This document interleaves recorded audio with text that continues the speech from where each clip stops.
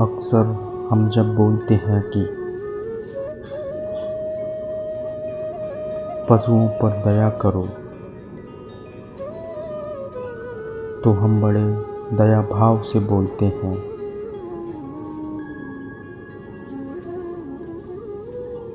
बड़ा उसमें अहंकार होता है कि दया करो।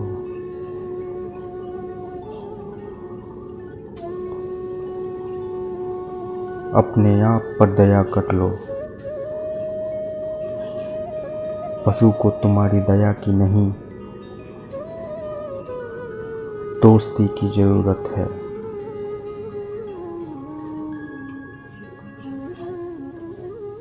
दोस्ती कर सकते हो तो करो। दोस्ती में दोनों बराबर होंगे भाई।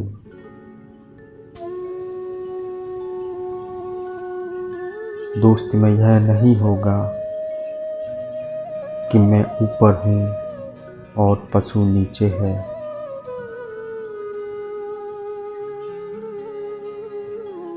तो उस भ्रम से भी बचना है। गाय को रोटी दे रहे हो, क्यों दे रहे हो? गाय पर दया करके, गाय पर दोस्ती करके दे रहे हो तो अलग बात है।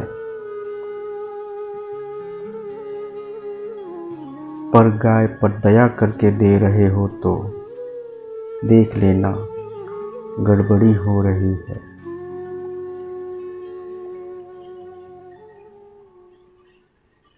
दोस्ती बिल्कुल दूसरी चीज है।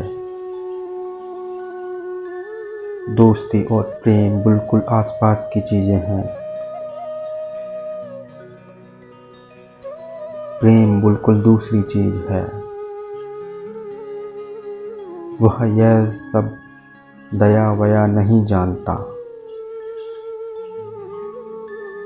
वह आपके बड़े बड़े काम नहीं जानता।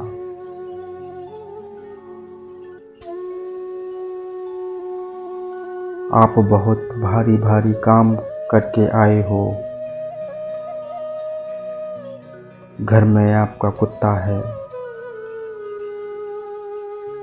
उसको कोई मतलब नहीं है। तुम हो कि किसी कंपनी के मालिक, वह पास आएगा और चढ़ जाएगा। आए होंगे तुम यार अंतर्राष्ट्रीय वार्ताओं में भाग लेकर, उसे कोई फर्क नहीं पड़ता।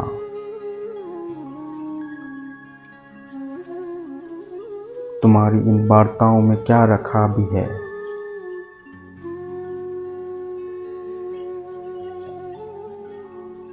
वह तुम्हारे मन में बैठी हुई है कि इसमें बड़ा महत्व है। प्रकृति कोई नहीं महत्व देती, ना तुम्हारे सुख को, ना तुम्हारे दुख को, ना ऊंच को, ना नीच को, ना बड़ी बातों को, ना छोटी बातों को। उसके लिए सब बराबर हैं। होंगे तुम विश्व के मुखिया,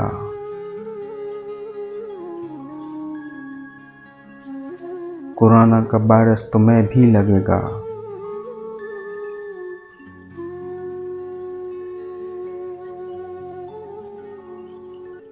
प्रकृति में तुम सबको एक बराबर ही हो।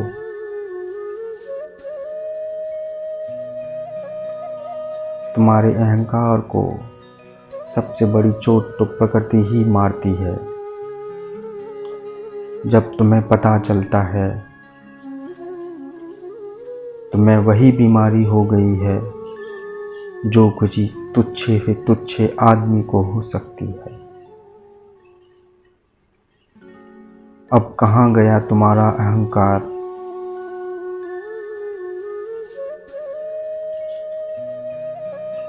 तुम तो विशिष्ट थे, खास थे, अद्भुत थे।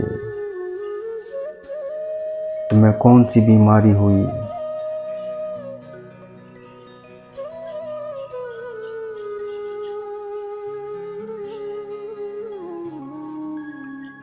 तुम इतने बड़े आदमी,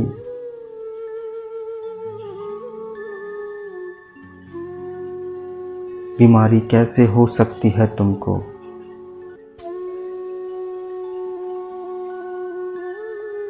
अरे प्रकृति तुम्हारे अहंकार को कोई वरीयता नहीं देती।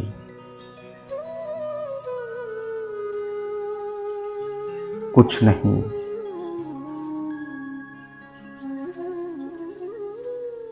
तुम होगे जो होगे, चोट लगेगी तो खून भी बहेगा, मवाद भी आएगा। प्रकृति भेदभाव नहीं करती।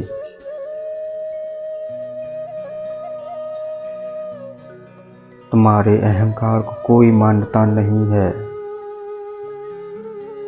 वहाँ, बिल्कुल ही कोई मान्यता नहीं है। समझ रहे हैं। बराबर करके रख देती है सब कुछ। उसके हाथ नाच सकते हो तो नाच लो, एक हो सकते हो तो हो लो। उससे दूरी बनाकर रखोगे, लड़ोगे, उसे बस में करना चाहोगे, नियंत्रण का भाव रखेगा तो फिर ठीक है। बैठे रहो कि हम खास हैं।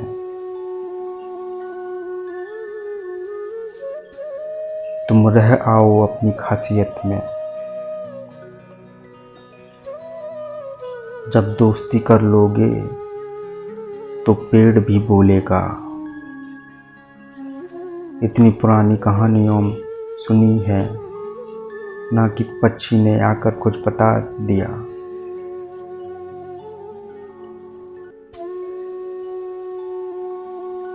जानवर को संदेश दे गया।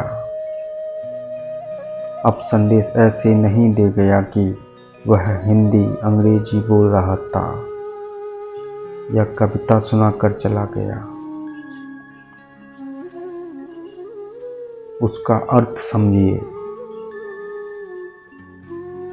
कि आप इतनी एकरस हो कि आपको वहाँ भी कुछ संदेश मिल जा रहा है। आप उसमें भी कोई अपने लिए सीख ले पा रहे हो। यही अर्थ है इस बात का जो कहा जाता है कि एक चिड़िया आई और राजा को कुछ बताकर चली गई। रहती है ना कहानियाँ ऐसी पुरानी कि राजा बैठा था, चिड़िया आई, उसके सामने बैठी और कुछ बताई और चली गई। इसका अर्थ इतना ही है कि राजा का ध्यान इतना गहरा था कि चिड़िया को देखकर वह कुछ समझ गया। चिड़िया ने कुछ बताया नहीं, चिड़िया ने बिल्कुल कुछ नहीं कहा, पर राजा का ध्यान ऐसा था कि चिड़िया को देखकर भी समझ गया।